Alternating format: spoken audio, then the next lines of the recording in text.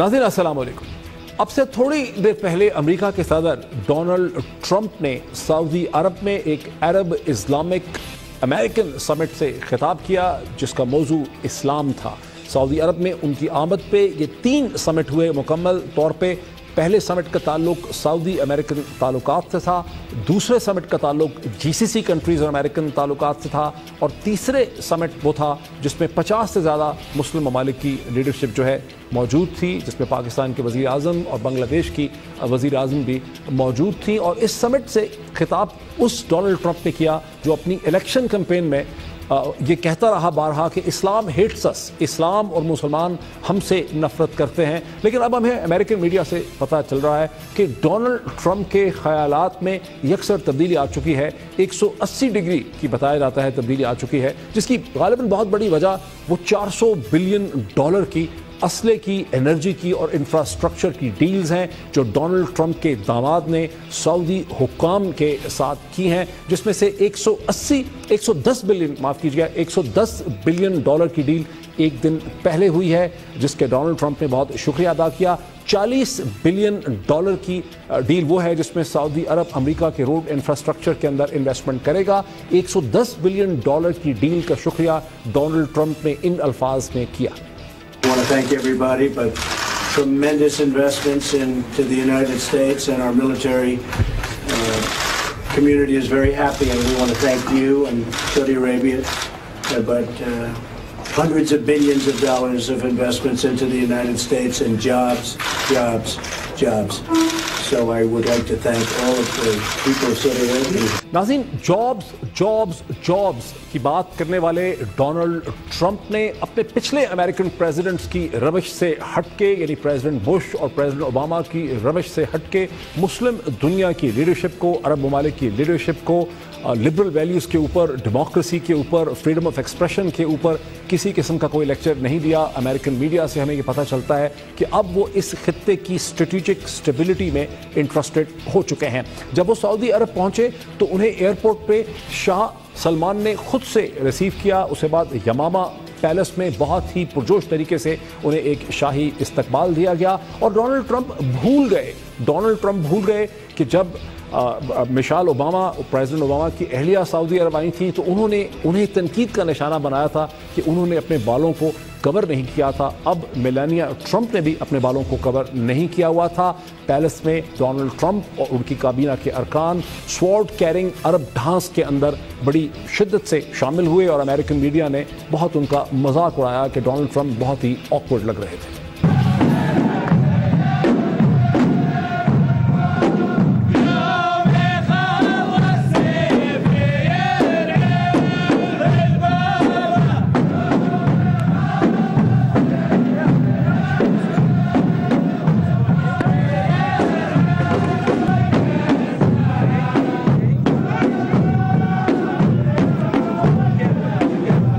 ناظرین, Donald Trump اپنی خوشی میں یہ بھی بھول گئے کہ جب پریزیڈنٹ اوباما سعودی عرب آئے تھے اور تھوڑا سا جھک کے شاہ سے ملے تھے تو ڈونلڈ ٹرمپ نے انہیں شدید تنقید کا نشانہ بنایا تھا, ان کا مذاق اڑایا تھا. لیکن اب ڈونلڈ ٹرمپ بھی جھک کے سعودی فرما روا سے ملے.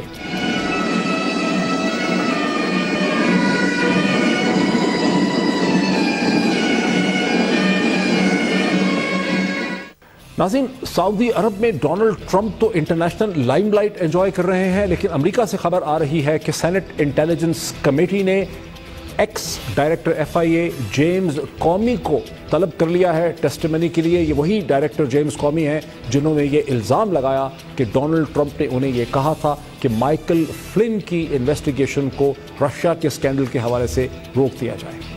ناظرین, امریکن میڈیا ہمیں بتاتا ہے کہ مشرق وسطیٰ میں ایک نیا پولیٹیکل آرڈر کھڑا ہو رہا ہے. ڈونلڈ ٹرمپ پریزیڈنٹ اوباما کی اس ایران US ڈیل سے پیچھے ہٹنا چاہتے ہیں. وہ چاہتے ہیں کہ ایران خود ہی اس ڈیل سے نکل جائے جس کے تحت امریکہ, مغرب اور ایران ایک دوسرے کے قریب آ رہے تھے. لیکن ایک دن پہلے ایران میں ریفارمرز پریزیڈنٹ حسن روحانی نے ایک دفعہ پھر الیکشن جیت لیا ہے. یہ وہی حسن روحانی ہیں جنہوں نے ایران US ڈیل کی تھی, اور ان کو سپورٹ کرنے والے پرو ویسٹ ہیں, مغرب کو انگیج کرنا چاہتے ہیں.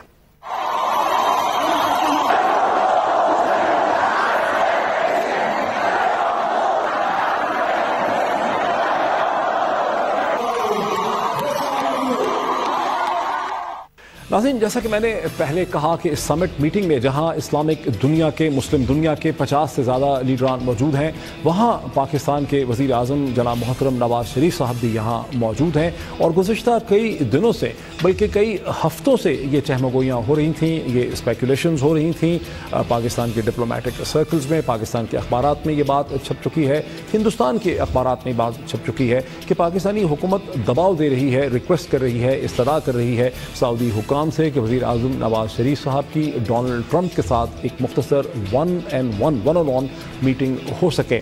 اور اس کے بارے میں یہ بھی ذرائع کہتے ہیں کہ اس میٹنگ کی ریکویسٹ یا اس کی کوشش جو ہے وہ سعودی پرنس محمد بن سلمان کر رہے ہیں، وہی سعودی پرنس محمد بن سلمان جنہوں نے تمام فائنینشیل ڈیلز کی ہیں ڈونلڈ ٹرمپ کے داماد جارڈ کشنر کے ساتھ، جس کے نتیجے میں اندازاً $400 بلین جو ہیں سعودی پیسہ وہ امریکہ کی اکانومی میں اسلحہ، انرجی اور روڈ انفراسٹرکچر کے مد میں جذب ہو سکے گا، وہاں پر ایبزارب ہو سکے گا۔ تاہم باوجود ان تمام اسپیکولیشنز کے آج پاکستان فارن آفس کا کیٹیگوریکل پوزیشن یہی رہی ہے کہ پریزیڈنٹ ڈونلڈ ٹرمپ اور پرائم منسٹر نواز شریف صاحب کے درمیان کوئی فارمل ملاقات جو ہے وہ متوقع نہیں ہے، شیڈیولڈ نہیں ہے۔ اور اب سے چند گھنٹے پہلے امریکن ایمبیسی نے بھی یہی وضاحت کی ہے کہ کچھ اور عرب لیڈران کے ساتھ تو امریکی صدر کی میٹنگز تھیں، شیڈیولڈ تھیں، لیکن پاکستان کے وزیر اعظم کے ساتھ ایسی کوئی میٹنگ جو ہے وہ شیڈیولڈ نہیں ہے۔ سمنگ اٹ اپ، اب جو سمٹ ہمارے سامنے آیا ہے اس میں پریزیڈنٹ ڈونلڈ ٹرمپ کا یہ کہنا ہے، وہی ڈونلڈ ٹرمپ جو پہلے یہ کہتے تھے کہ اسلام ہمارا دشمن ہے، مسلمان ہم سے نفرت کرتے ہیں، جنہوں نے کہا تھا کہ مسلمان ممالک کے لوگوں پہ ٹریول بین ہونا چاہیے۔ ان کے آج بھی اسپیچ رائٹر وہی تھے جو اس وقت مسٹر ملر ان کے اسپیچ رائٹر تھے، آج بھی وہی اسپیچ رائٹر تھے، لیکن اب ڈونلڈ ٹرمپ کا یہ کہنا ہے کہ اسلام دنیا کا بہترین مذہب ہے، مسئلہ اسلام کا نہیں ہے، مسئلہ القاعدہ، آئیسس اور داعش کی طرح کی تنظیموں کا ہے جو اسلام کو غلط استعمال کر رہی ہیں، اور ہمیں ان کے خلاف متحد ہونے کی ضرورت ہے۔ وہ یہ کہہ رہے ہیں کہ کنگ عبدالعزیز جو ہیں، انہوں نے جو سعودی فرمانروا تھے، انہوں نے مسلم دنیا کو، مسلمانوں کو انہوں نے متحد کیا۔ جو اینالسٹ ہے امریکی وہ ہمیں یہ بتاتا ہے کہ سعودی عرب کی جو یہ تمام ایفرٹس ہیں یہ ایک آپٹیکل ایفرٹ ہے جس کے تحت سعودی عرب نے امریکہ کو، مغرب کو، پوری دنیا کو یہ بتایا ہے کہ مشرق وسطیٰ میں اور مسلم دنیا میں لیڈرشپ جو ہے وہ سعودی عرب کی ہے، ایران کی نہیں ہے۔ ناظرین، یہاں پر ایک بریک لیتے ہیں اور بریک کے بعد واپس آتے ہیں اور اسی سمٹ اور ان سمٹ میٹنگز کو، ان کی اہمیت پہ ذرا تفصیل سے ایک ڈسکشن بھی کرتے ہیں آفٹر دی بریک۔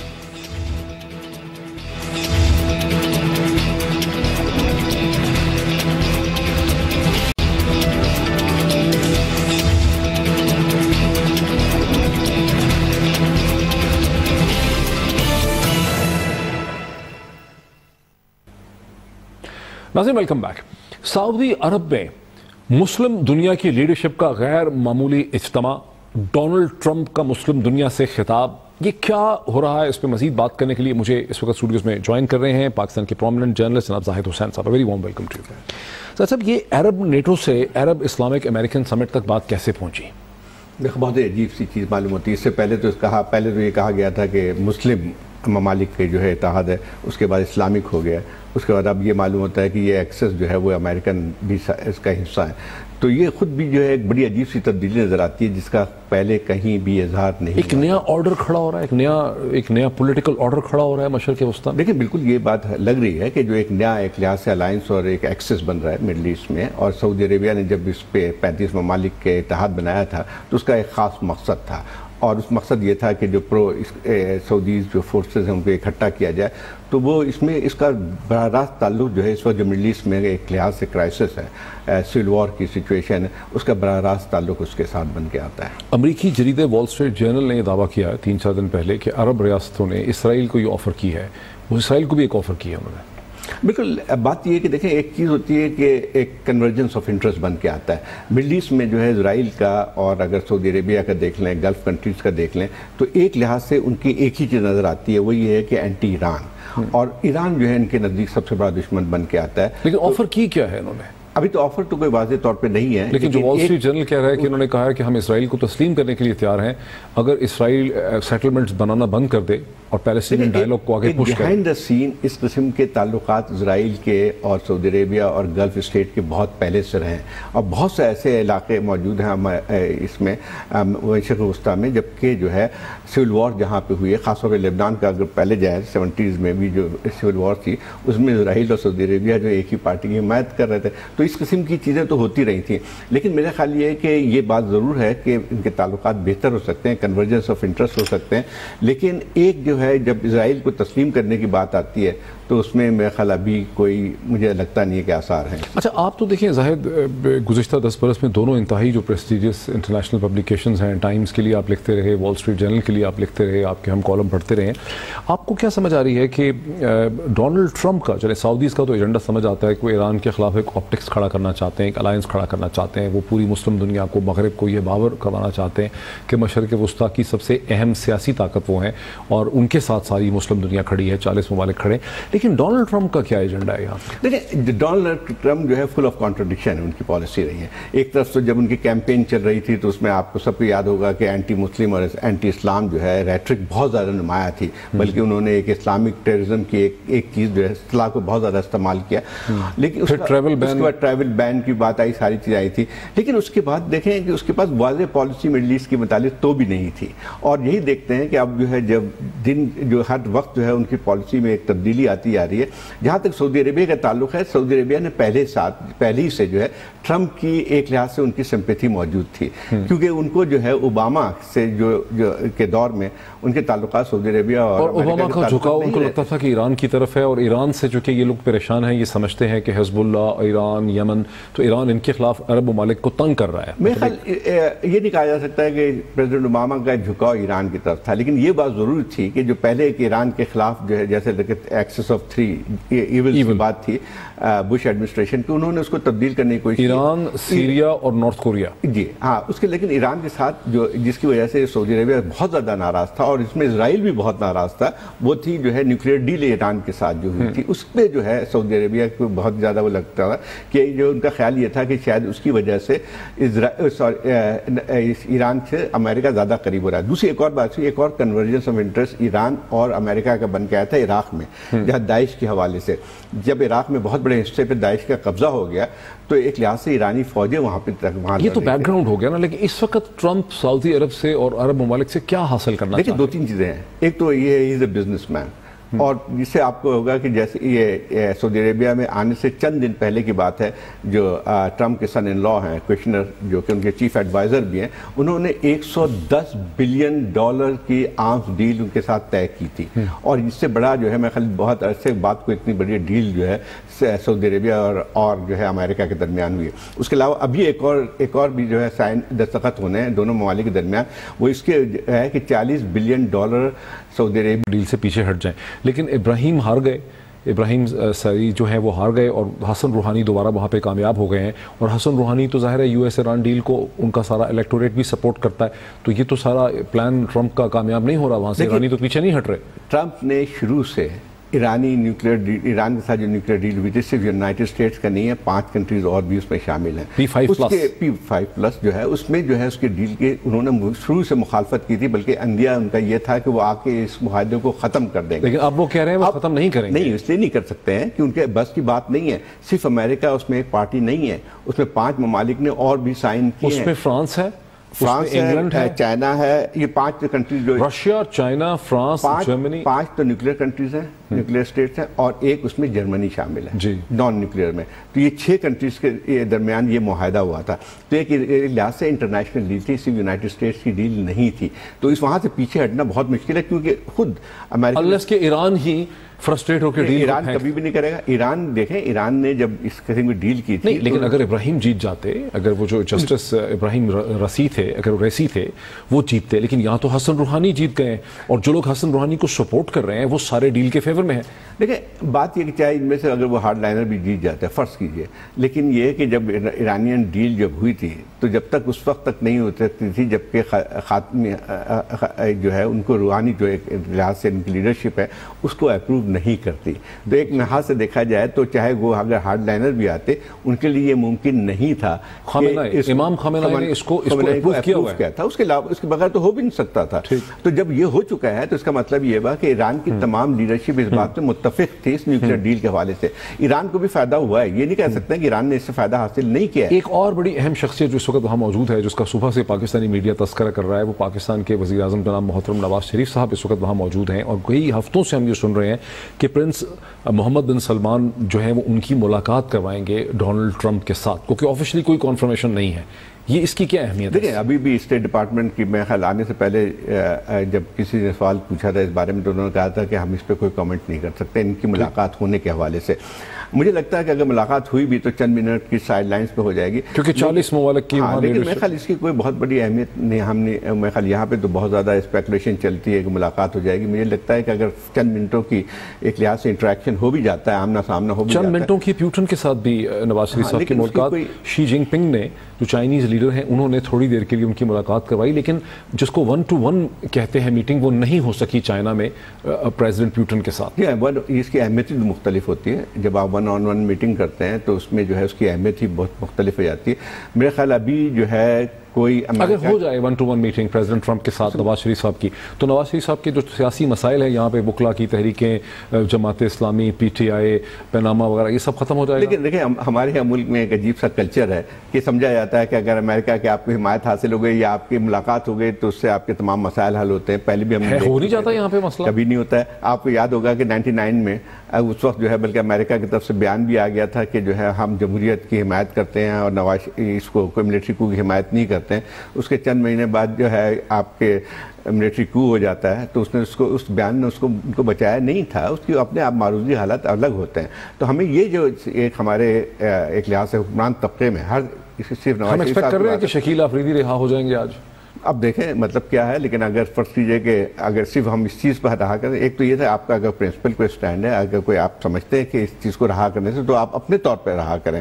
لیکن اگر فرض کیجئے کہ ایک ملاقات کے بعد آپ رہا کرتے ہیں اس کی نوعیت بہت مختلف ہو جاتی ہے. اچھا یہ بتائیے کہ یہ ساری کانفرنس کہا جا رہا ہے کہ یہ وائلنٹ ایکسٹریمزم اور انتہا پسندی کے خلاف بنیادی طور پہ یہ ساری مسلم دنیا کھڑی ہوئی ہے, لیکن پاکستان میں مذہب کے نام پہ مسلسل, یعنی نواز شریف صاحب وہاں جا رہے ہیں انتہا پسندی کے خلاف کانفرنس میں, اور صورتحال یہ ہے کہ فیڈرل انویسٹیگیشن ایجنسی FIA جو ہے وہ نوجوان لڑکوں کو اٹھا رہی ہے, مسلسل بلاسفمی کے الزام کے اوپر لوگوں کو نوٹسز دیے جا رہے ہیں, مذہب کو استعمال کیا جا رہا ہے, اور بالکل اس کو جب لاجیکلی آپ دیکھیں تو یقین نہیں آتا کہ کہانی مذہب کی ہے, ٹوٹلی پولیٹیکل ایجنڈا ہے. دیکھیں یہ ایکسٹریمزم اور کاؤنٹر ٹیررزم کا جو بینر صرف لگا ہوا ہے اس کے نیچے اگر دیکھا جائے تو ایسے بہت سارے ممالک اس میں شریک ہیں جو کہ خود اس بات کی ذمہ دار ہیں جو کہ آج ہم انتہا پسندی کی دیکھ رہے ہیں, اور اس کی ذمہ داری انہی پہ آتی ہے. اور بات یہ آتی ہے کہ پچھلے دنوں سے جیسے آپ نے فیس بک کی بات سب سے آگے تو امریکہ خود ہے. ایک طرف تو ہمارا جو ہے وہ نیشنل جو ہے آپ کے پلان موجود ہے, کاؤنٹر ٹیررزم پلان موجود ہے جس کے آپ کہتے ہیں کہ ہماری ایکسٹریمزم کا لڑائی جاری ہے. دوسری طرف جو ہے ہماری جو پالیسیاں ہیں وہ اسی جو انتہا پسندی کو ہوا دے رہی ہیں, انہی کے ایجنڈے پہ چل رہی ہیں. اب مجھے بتایا جائے کہ فیس بک آج سب سے بڑا مسئلہ اسی بات پہ آ گیا ہے. دیکھیں بلاسفیمی کو آپ کو ایک کنٹروورشل نہیں بنانا چاہیے. آپ تو ہر مسلمان پہ اگر آپ الزام لگانا شروع کریں, آپ صرف پولیٹیکل وکٹمائزیشن کرنے کے لیے جو ہے اگر آپ یہ استعمال کرتے ہیں تو اس کے خطرناک ترین نتائج ہوں گے. آپ جو لڑائی لڑنے جا رہے ہیں, آپ کہہ رہے ہیں کہ ہماری ایک لحاظ سے ایکسٹریمزم کے خلاف اور ٹیررزم کے خلاف ہماری جنگ آخری مرحلے پہ پڑ گئی ہے, تو میں سمجھتا ہوں کہ وہ جنگ پہ ہم ہار جائیں گے اگر آپ پھر وہی انہی لوگوں کو تقویت دیتے ہیں, ان کے ایجنڈا پہ کرتے ہیں. یعنی 40 سال کا جو ہمارا ایکسپیرینس ہے 1980 سے 1977 سے, وہ یہ ہے کہ جب بھی آپ نے سیاسی مقاصد کی خاطر, جیسے جنرل ضیاء نے سیاسی مقاصد کی خاطر اب مذہب کو استعمال کرتے ہیں تو معاشرے میں توڑ پھوڑ زیادہ ہوتی ہے, نفرتیں بڑھتی ہیں. ہم پھر وہی کرنا شروع کریں. بالکل آپ دیکھیں سب سے بڑا اس وقت پاکستان کے لیے مسئلہ کیا بن کے آتا ہے, سب سے بڑا مسئلہ جو آپ کی داخلی سلامتی کو نقصان پہنچا رہی ہے. ہمیں جو ہے باہر کے جو ہے وہ خطرہ اتنے نہیں ہے, اپنی جو ہے نیشنل اس کو جو ہے یہ قوم کو جو ہے جہاں جتنا جو ہے ہمیں خطرہ جو ہے اپنی اندرونی سلامتی کے توسط سے. آپ مجھے بتائیے کہ پاکستان پہ کوئی حملہ کر کے یہاں پہ قبضہ کر سکتا ہے؟ میں سمجھتا ہوں نہیں کر سکتا ہے. لیکن پاکستان میں جو سب سے بڑی خطرہ ہے جس میں پوری سوسائٹی آپ کی جو سوشل فیبرک ہے وہ ٹوٹ پھوٹ کا نشانہ ہو سکتی ہے, وہ مذہبی انتہا پسندی ہے. کیونکہ مذہبی انتہا پسندی کے نتیجے میں آپ کو فرقہ پرستی کی ملتی ہے, فروغ ملتا ہے.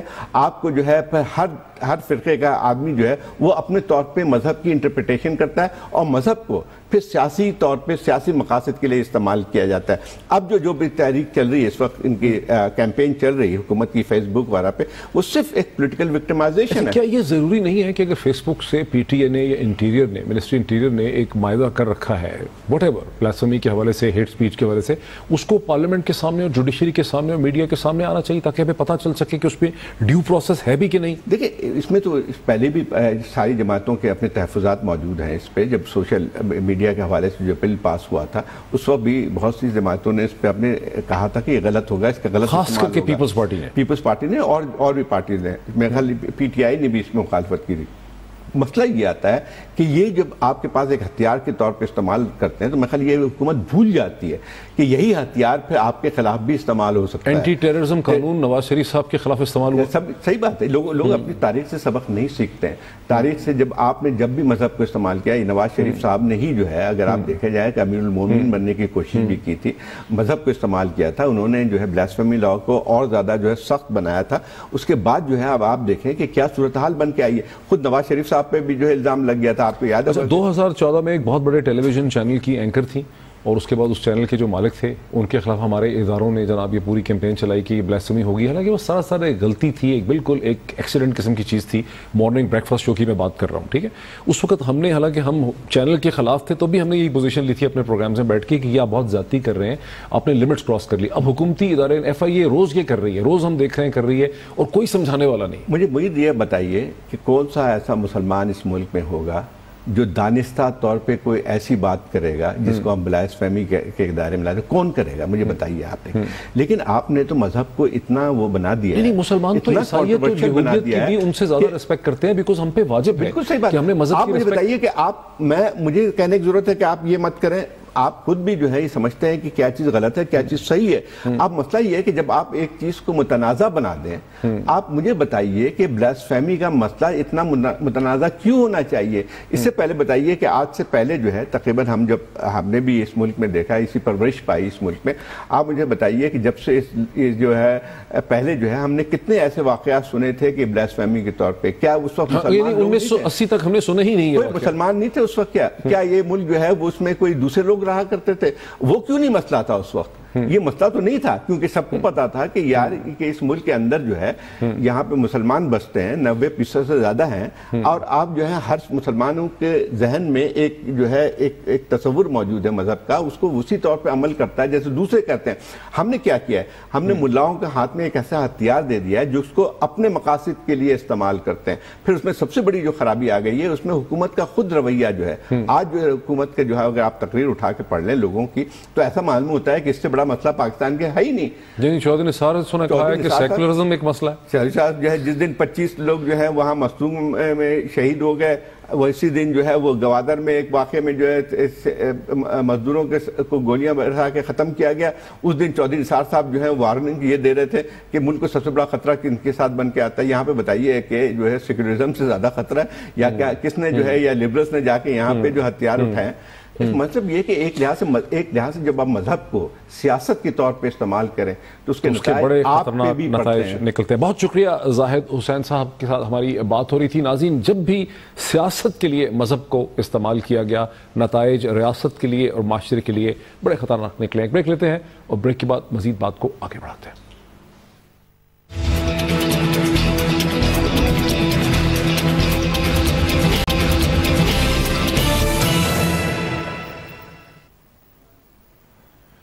ناظرین ویلکم بیک. امریکی صدر ڈونلڈ ٹرمپ جو پہلے یہ کہتے تھے اسلام ہیٹس اس کا، اب اپنی لیٹسٹ سپیچ میں یہ کہنا ہے کہ وہ اسلام کے خلاف نہیں ہے، وہ ان عناصر کے خلاف ہیں جو اسلام کو اپنے مذموم مقاصد کے لیے استعمال کرتے ہیں. اس ہفتے بین الاقوامی ریسپیکٹڈ جریدے اکانومسٹ نے یہ دعویٰ کیا ہے کہ مشرق وسطیٰ کی حکومتیں نہ صرف اپنے سرکاری اداروں کو بلکہ ہیکرز کو استعمال کر رہی ہیں اپنی سیاسی اپوزیشن کو سوشل میڈیا پہ تباہ کرنے کے لیے، سپریس کرنے کے لیے. کچھ ایسی ہی ملتی جلتی صورتحال پاکستان میں بھی ڈیولپ کر رہی ہے، جہاں نواز حکومت ایف آئی اے اور پی ٹی اے کا بے دریغ استعمال کر رہی ہے، کہیں مذہب کے نام پہ، کہیں نیشنل سیکیورٹی کے نام پہ، کہیں اور ہیلے بہانوں سے، تاکہ اپنی سیاسی اپوزیشن کو سوشل میڈیا پہ کچلا جا سکے. یہ وہی صورتحال ہے جس کی طرف عمران خان نے پی ٹی آئی کے رہنما عمران خان نے 2 روز قبل شدید احتجاج کیا۔ نواز شریف کان کھول کے سن لو، تم نے میڈیا کی زبان بند کرنے کی کوشش کی، تم نے سوشل میڈیا کی آزادی رائے کو نقصان پہنچایا، تم نے ایف آئی اے کے ذریعے سوشل میڈیا کے نوجوانوں کو حراست میں لیا، تنگ کیا۔ میں آج آپ کے سامنے اعلان کر رہا ہوں نواز شریف کہ تحریک انصاف کو مجبور نہ کریں، ہم سڑکوں پہ نکلیں گے، ہم احتجاج کریں گے، ہم کسی صورت تمہیں لوگوں کی آواز بند کرنے نہیں دیں گے۔ غداری تو تم نے کی ہے پاکستانی فوج سے، تحریک انصاف کے نوجوانوں نے نہیں کی۔ ناظرین، عمران خان صاحب کو آپ نے سنا، جو سیول ایکٹیوسٹ ہیں وہ یہ کہتے ہیں کہ اب تو تحریک انصاف اور عمران خان بول رہے ہیں، لیکن جب حکومت سائبر کرائم بل بنا رہی تھی یا فیس بک کے ساتھ خفیہ معاہدے کر رہی تھی تو تحریک انصاف اور دیگر اپوزیشن کی جماعتوں نے کبھی کوئی آواز نہیں اٹھائی۔ اس پہ بات کرنے کے لیے ڈان نیوز سے امبر شمسی، جو اس سے پہلے بی بی سی میں کام کر چکی ہیں، مجھے جوائن کر رہی ہیں۔ امبر، السلام علیکم، وارم ویلکم۔ جی، آپ نے یہی ذکر کیا کہ جب یہ اگست 2016 میں سائبر کرائم بل جو ہے وہ منظور ہوا تھا، اور اس سے پہلے بہت مشاورت ہوئی تھی، اس میں کمیٹی میں بھی گئی تھی جس میں تمام سیاسی جماعتیں شامل تھی۔ اب مثال کے طور پر آئی ٹی کی کمیٹی میں تمام ظاہر سیاسی جماعتی تھے، اس میں اسد عمر صاحب بھی ممبر ہیں، رکن ہیں اس کمیٹی کے۔ انہوں نے پچھلے ہفتے ہی کالنگ اٹینشن نوٹس قومی اسمبلی میں جمع کروایا تھا، جس میں انہوں نے اس مسئلے کا ریز کرنے کے لیے انٹیریئر منسٹر چودھری نثار کو بلایا ہے، طلب کیا ہے۔ اس کے علاوہ ان کا فیس بک کے ساتھ جو ایک خفیہ معاہدہ ہے اس کا بھی ذکر کیا ہے۔ لیکن جب یہ بل منظور ہو رہا تھا، بہت سارے جو سول رائٹس ایکٹیوسٹ ہیں، کیونکہ میں ان سے رابطے میں رہی ہوں، یہ سٹوری کافی میں فالو کرتی رہی ہوں، وہ ان کے ساتھ ملاقاتیں کرتے رہے، اجلاس بھی ہوئے، لیکن بعض کچھ پیپلز پارٹی کے رکن پارلیمان کے علاوہ اس وقت کسی نے بھی شور نہیں مچایا، آواز نہیں اٹھائی، اعتراض نہیں کیا، بالکل روکنے کی کوشش نہیں کی۔ تو امبر، اب سوال یہ پیدا ہوتا ہے کہ حکومت کی طرف سے سوشل میڈیا پہ اپوزیشن کو اور ڈیسیڈنٹس کو سپریس کرنے کی جو کوششیں کی جا رہی ہیں، اس کے جواب میں اب سول سوسائٹی کو کیا کرنا ہوگا یا سیاسی جماعتوں کو کیا کرنا ہوگا؟ سول سوسائٹی تو وہی ہمیشہ کرتی ہے جو پہلے کرتی ہے، وہ احتجاج کرتی ہے، شور مچاتی ہے، وہ بھی سڑکوں پہ نکل آتی ہے، لیکن آواز ان کی زیادہ ظاہر مضبوط ہوگی اگر سیاسی جماعتیں ان کو یہ نظر آئے کہ آج ان کے لوگ کل کسی اور کو اٹھایا گیا یا ہراساں کیا گیا، آج ان کے لوگ اٹھائے جا رہے ہیں۔ آپ نے بات کی پاکستان تحریک انصاف کی، جن کو اچانک سے اب وہ ایک جاگ گئے، ان کو وہ خواب جو ہے وہ ظاہر suddenly woken up to the fact کہ دس از ویری ڈینجرس۔ امبر شمسی صاحبہ، بہت بہت شکریہ۔ ناظرین، پاکستان کی 40 برس کی سیاسی تاریخ گواہ ہے کہ جب بھی مذہب کو سیاسی مقاصد کے لیے استعمال کیا گیا، جیسا کہ 1977 کی نظام مصطفیٰ کی موومنٹ میں ہوا یا جنرل ضیاء نے 1980 کی اسلامائزیشن میں کیا، تو پھر جب بھی مذہب کو سیاسی مقاصد کے لیے استعمال کیا گیا تو ریاست اور معاشرے پہ اس کے تباہ کن اثرات مرتب ہوئے۔ اس تاریخ کو مد نظر رکھتے ہوئے، اس تجربے کو مد نظر رکھتے ہوئے، یہ بات حیران کن حد تک شاکنگ ہے کہ نواز حکومت اپنی سیاسی اپوزیشن کے خلاف اسے کچلنے کے لیے سوشل میڈیا پہ ایک بار پھر مذہب کا سہارا لے رہی ہے، مذہب کو استعمال کر رہی ہے۔ ضرورت یہ ہے کہ فیس بک اور حکومت پاکستان کے درمیان جو بھی ایگریمنٹ ہوا ہے اسے پاکستان کی عدلیہ، سپریم کورٹ آف پاکستان اور پاکستان کی پارلیمنٹ کے سامنے لایا جا سکے، کیونکہ اگر یہاں ڈیو پروسیس کو ریلیف نہیں مل سکے گی تو پھر پاکستانی ایکٹیوسٹ کو امریکہ کی عدالتوں کے دروازے کھٹکھٹانے پڑیں گے، بیکاز فیس بک یہاں تو ڈیو پروسیس سے جان چھڑا سکتی ہے، امریکہ کی عدالت کی گرفت سے بچنا فیس بک اور مارک زکربرگ کے لیے ممکن نہیں ہوگا۔ بہت شکریہ۔